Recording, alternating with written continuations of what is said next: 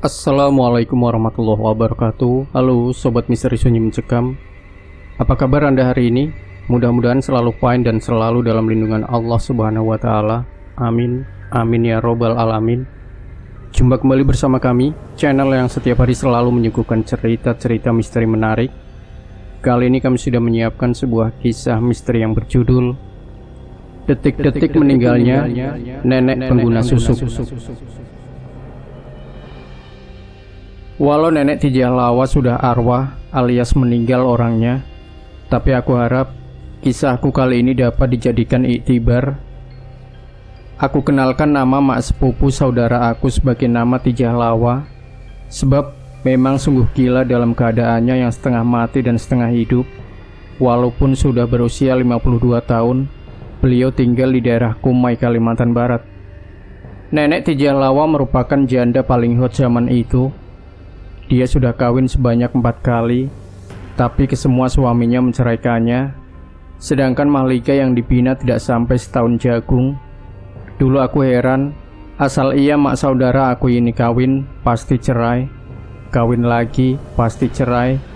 Kalau dengar tiba-tiba dia bercerai itu, konfirm lah dia dah kawin lain. Nikah siri tanpa sepengetahuan suaminya. Pening aku yang menulis ini. Umur 52 tahun, tapi rupa macam 18 tahun. Gadis-gadis kampung zaman itu pun tak boleh hadap tanding dengan mak saudara aku ini. Nama Tijalawa memang top dan mampu kalahkan anak-anak darah yang lain. Aku pernah ajak kawan-kawanku ini lihat rumah aku untuk lihat kecantikan mak saudara aku. Setiap kawan-kawanku pun tak ada yang percaya. Mana mungkin makcik umur 52 tahun tapi rupa secantik dan setanding anak-anak gadis belasan tahun. Kali pertama kawan-kawanku ternampak muka mak saudara aku. Terus dia bisik dekat telinga aku, "Adik kau kah ini?" Aku pendekkan cerita. Selang 5 tahun makcik aku nazak, dan sekali lagi aku jemput Tuan Syed, guru agama, untuk sama-sama melihat detik-detik terakhir makcik aku. Aku dalam kisah ini merupakan Tuan Syed. Waktu Matpiah jemput aku untuk ke rumahnya untuk menyaksikan detik-detik terakhir Tijalawa, aku terlalu sibuk dengan kerja. Tapi demi persahabatan sejak kecil, aku sanggup ambil cuti untuk ke kampung dia. Sampai saja di kampung halaman Tijalawa di daerah Kumai, tiba-tiba aku merasa meremang. Kalau dulu aku suka cakap besar, tapi kali ini aku hanya berdiam diri. Pasti ada sesuatu. Takkan si Mat ini sanggup jemput aku, padahal makcik dia belum meninggal lagi. Kakek aku menapak di tengah rumah adat Melayu Pontianak. Bulu-bulu roma aku semua terpacak meremang. Aku gagahkan juga untuk naik ke atas untuk memberi salam. Sebab aku dengar ramai sangat orang-orang baca Yasin. Jadi mungkin tak ada sesiapa dengar kalau aku beri salam dari bawah. Sampai ketika aku dekat atas, aku hampir-hampir tergelincir ke belakang bangku rotan karena terkejut melihat sekujur tubuh terbaring di atas tilam. Tijalawakah itu? Wajah dia teramat buruk, rusak, bengis, kurus bagi sapu lidi. Ibarat hanya tulang rangka saja di atas tilam. Rambutnya yang dahulu aku lihat hitam berkilat, kini putih kekeringan seperti orang tua keriput. Bau busuk sudah menyebar masuk ke dalam hidungku. Aku coba kawal agar menjaga malu hati dan perasaan tuan rumah. Tapi aku lihat hampir keseluruhan yang membaca Yasin menutup mulut dan hidung masing-masing karena terlalu menusuk busuk dengan baunya. Aku mulai menghampiri lebih dekat untuk melihat keadaan Tijalawa. Allahu Rabbi, Allahu Akbar. Lubang hidung dan telinganya penuh dengan semut. Ya, orang panggil itu adalah semut mayat. Tapi yang peliknya, Tijalawa masih bernyawa walaupun semut-semut itu penuh keluar masuk dari lubang hidung dan telinganya. Astagfirullahaladzim. Apa dosa Tijalawa nih?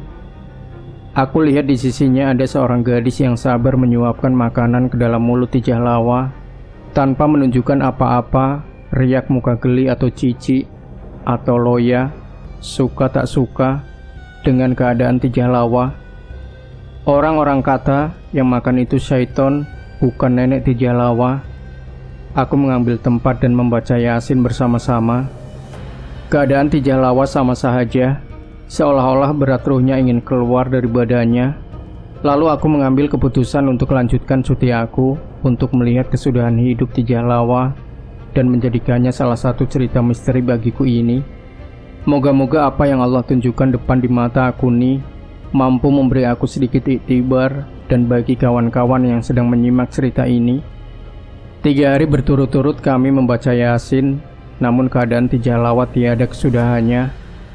Makin banyak semut dan ulat belatung yang mulai keluar di wajahnya.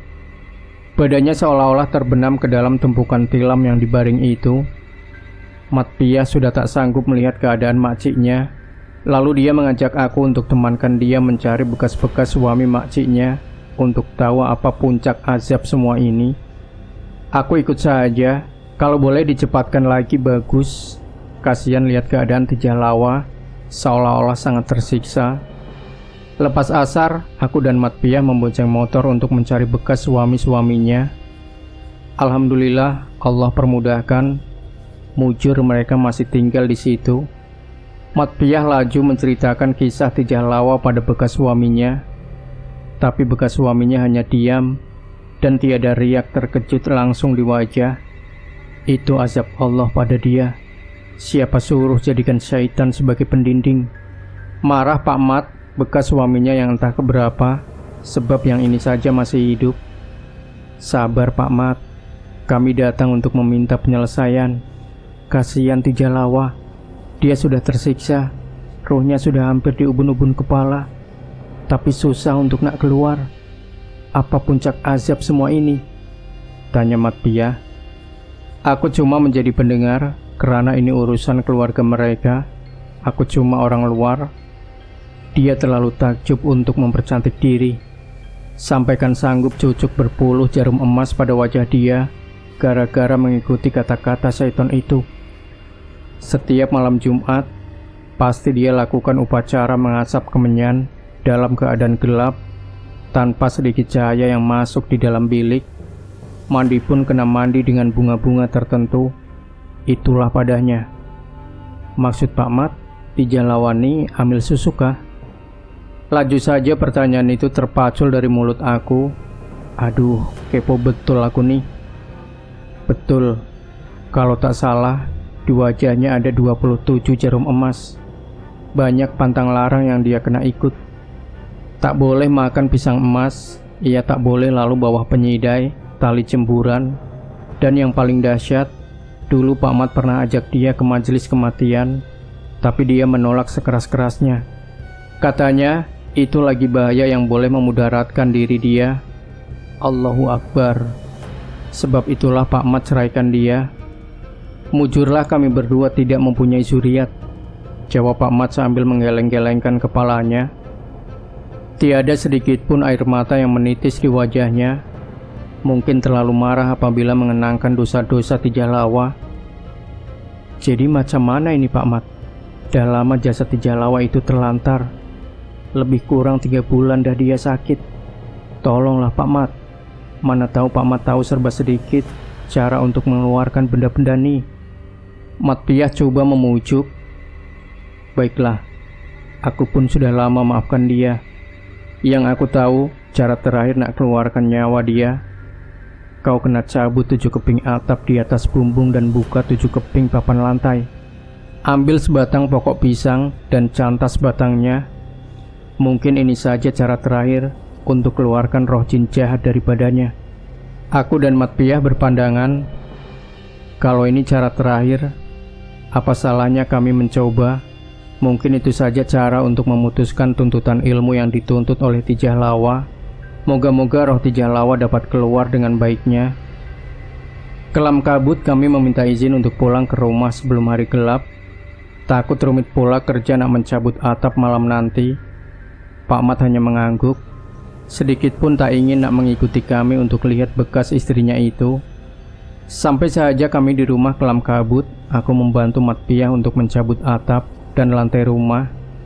Semua bekerja sama untuk selesaikan hari itu juga. Kerana masing-masing seolah dah tidak tahan, jumlah orang yang membaca Yasin juga makin hari makin susut. Selesai sahaja mencabut atap, lantai rumah, dan mencantas batang pokok pisang, kami duduk sekeliling Tijalawa untuk membacakan Yasin. Aku tenung wajah Tijalawa. Inilah wajah yang dulu aku terkejut karena kecantikannya, tapi hari ini aku terkejut karena rupanya yang buruk. Lendir-lendir mulai keluar dari dagunya. Kata orang, dagu itulah kawasan cucuk jarum emas dan beberapa tempat yang lain. Dan kawasan-kawasan itu semua keluar lendir-lendir yang sangat-sangat berbau busuk. Mata Tijalawa sudah pandang ke atas di bumbung yang sudah dicabutkan. Dadanya berombak naik ke atas. Kami teruskan membaca Yasin. Moga-moga ini kesudahannya. Tapi tiada siapa yang berani duduk di sampingnya, apalagi untuk mengajar Tijalawa mengucap kata syahadat alam baka. Mulutnya ternganga seluas-luasnya. Aku hanya beristighfar panjang dalam hati. Inilah akibat apabila menyekutukan Allah. Di dunia sahaja, Allah sudah balas tunai di saat-saat kematiannya. Selang beberapa menit, badan Tijalawa jatuh sekuat-kuatnya ke atas tilam kembali dalam keadaan tidak bernyawa. Berangin rumah papan ini, lubang atap yang dicabut itu pun seolah-olah bergerak, seakan tercabut lagi sebelah. Alhamdulillah selesai acara pengebumiannya, walaupun banyak lagi perkara-perkara sulit penuh misteri dan menyedihkan berlaku sewaktu menguruskan jenazah Tijalawa. Selesai sudah urusan di kampung Matpiyah, aku terus minta izin untuk pulang.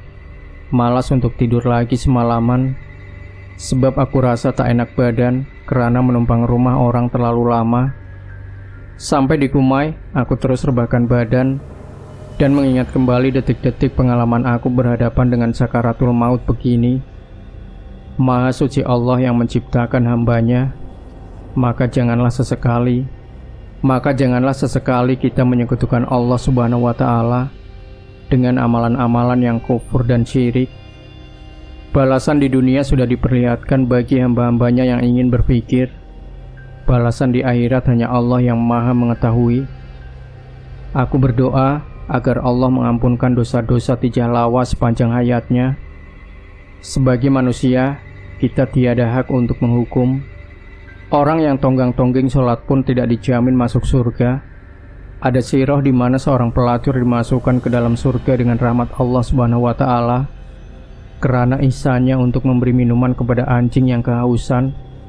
Buatlah apa yang diperintahkan Allah Subhanahu wa Ta'ala dan tinggalkanlah apa yang ditegah, maka insya Allah kita akan memperoleh rahmat Allah Subhanahu wa Ta'ala di dunia dan di akhirat, insya Allah. Wallahu a'lam. Demikian Sobat Misteri Sunyi Mencekam. Jangan lupa berikan komentar Anda, like, share video ini, subscribe channel Sunyi Mencekam, dan nantikan kembali cerita-cerita misteri terbaru dari kami. Wassalamualaikum warahmatullahi wabarakatuh.